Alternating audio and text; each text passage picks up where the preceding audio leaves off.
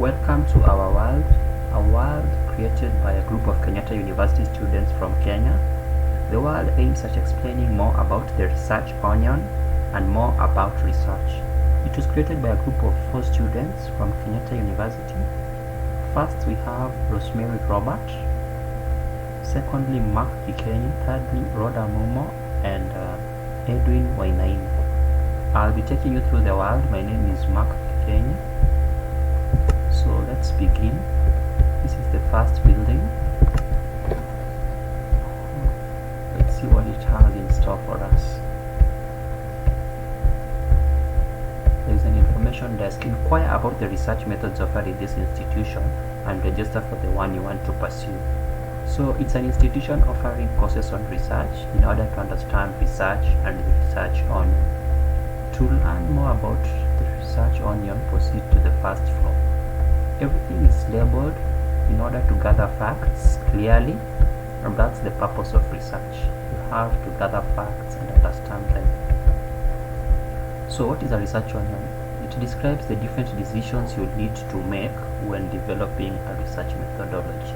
So the research onion helps you make decisions. It describes different decisions you need to make. What is research? Research is the systematic investigation into and study of materials. You can also say just systematic study of materials in order to establish facts.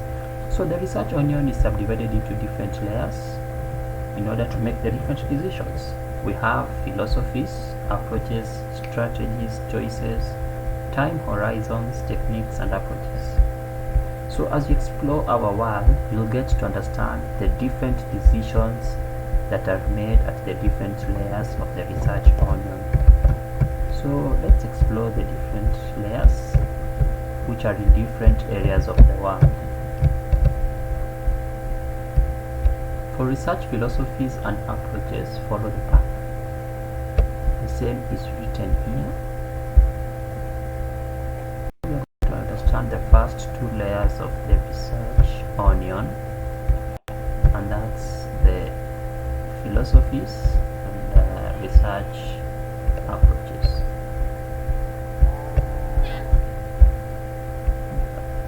Okay. So what do we have here? This board explains what research philosophies are. So this describes to you the set of beliefs the research is built on. As you conduct research, you work with a certain number of beliefs, and we have different types of philosophies. We have positivism, realism, and interpretivism philosophy. Different boards explaining the different philosophies. The first one is positivism philosophy. It is mostly utilized in scientific research and research testing phenomena, mostly used in scientific research. Okay, we have realism, from the word being realistic. It explains that you can revise every theory. It further explains that you cannot find the reality without continuous research. You have to be realistic. You cannot gather facts without conducting research. You have to do some good research. What is interpretivism philosophy? It is usually on qualitative studies. It claims that individual observers have their own different perceptions and understanding of the reality. The next thing is research approaches. So after you have chosen your philosophy, you need to choose an approach. We have 2 types of approach: deductive and an inductive approach. So you choose either of the 2. What is a deductive approach? It is based on the specific hypothesis of the study, developed based on the literature review as observed by the researcher. It starts small and gets bigger. It starts with the specific hypothesis or hypothesis that has been developed based on information or patterns that have been observed by the researcher. That's the first approach. What is the next approach? The inductive approach. It is based on a new dissertation where the researcher creates a new theory. So far we've gone through 2 layers of the research onion, the 2 major layers which are subdivided further. That is the research philosophy and the research approaches. We now go and explain and explore the third layer of the research onion, which talks about research strategies. So just go down. House number 3, research strategy building. Okay, pardon for the noises. Those are animals that are in our world. So what are research strategies? It explains the different ways that will be used for data collection. That is the research strategy. You can either use an experiment, a survey, case study, action research, grounded theory, ethnography. Ethnography is observation, and archival research from the word archive. Experiment aims at testing existing theories, conducting an experiment. For the survey, we filled a survey at one point of our life. A case study is a detailed in-depth study of a single object. You do a case study on something. You choose that today I want to do a case study on a single object. For more strategies, proceed to room 3B. Now let's go and learn more about the strategies we just explained for.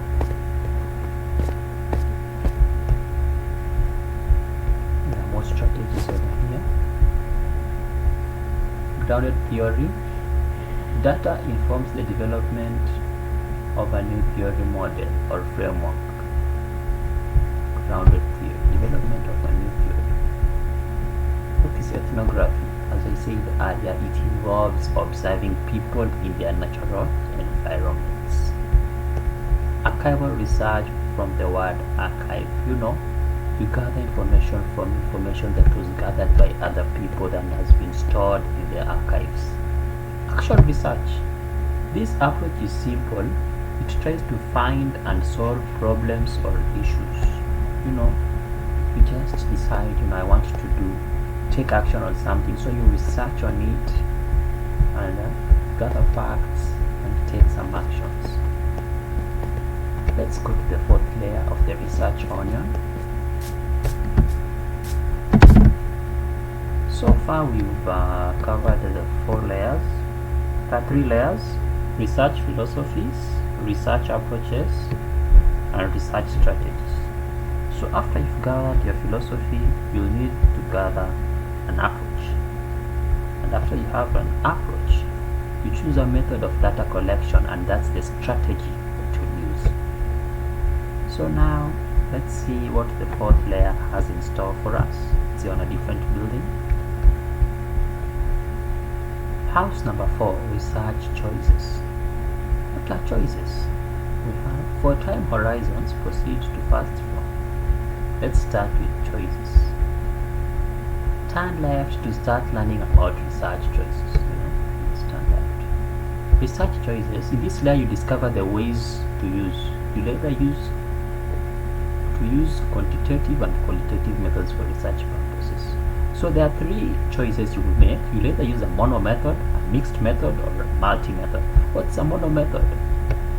Choosing mono methods means you only make use of one data type, either a qualitative data type or a quantitative data type. What is a mixed method? It allows you to use both qualitative and quantitative. What is a multi method? You'll use both methods, but you will choose to measure on one, though you are allowed to use both methods. You'll use both qualitative and quantitative, but measure on one. What's this? For the time horizons, proceed to first floor. So that's another layer of the research onion, building with time horizons. And as you'll see, we have different types of time horizons. It refers to the time frame within which the project is intended, the time with which the research is to be done. We either have a cross-sectional time frame or a longitudinal. What is a cross-sectional time frame? The cross-sectional time horizon is when there is a preset time established. Your lecturer or your supervisor tells you, conduct a research within 3 weeks. That's a cross-sectional time frame. Longitudinal is the opposite. Longitude, it refers to the collection of data repeatedly over an extended period. You are not bounded, you have an extended time and you have a long time frame graph. But for cross section, you are bounded by time, So this building helped us to learn more about choices and time horizons. 2 layers of the research on an additional 2 layers to the first 3. So you see, the different layers are helping us understand research better. So we have one last layer, we have not covered analysis of that. Once you have collected data, you need to analyze it. And that's where house number 5 is data collection and analysis. And at this point, let's see. Data collection and analysis is the final layer of the research onion. It explains techniques and procedures. This is the section where you should make explicit how and why you are undertaking the research. There are 2 types of data. Primary data collected first-hand by the researcher. You as the researcher, you go to the field. You are on the ground doing the research and gathering data by yourself. Secondary data is data that was collected by somebody else and is being used, by someone else, not the person who collected it. You need to make sure your research design is clear with valid justifications. As you can see in our world, we've labeled each point to make it clear and easily understandable.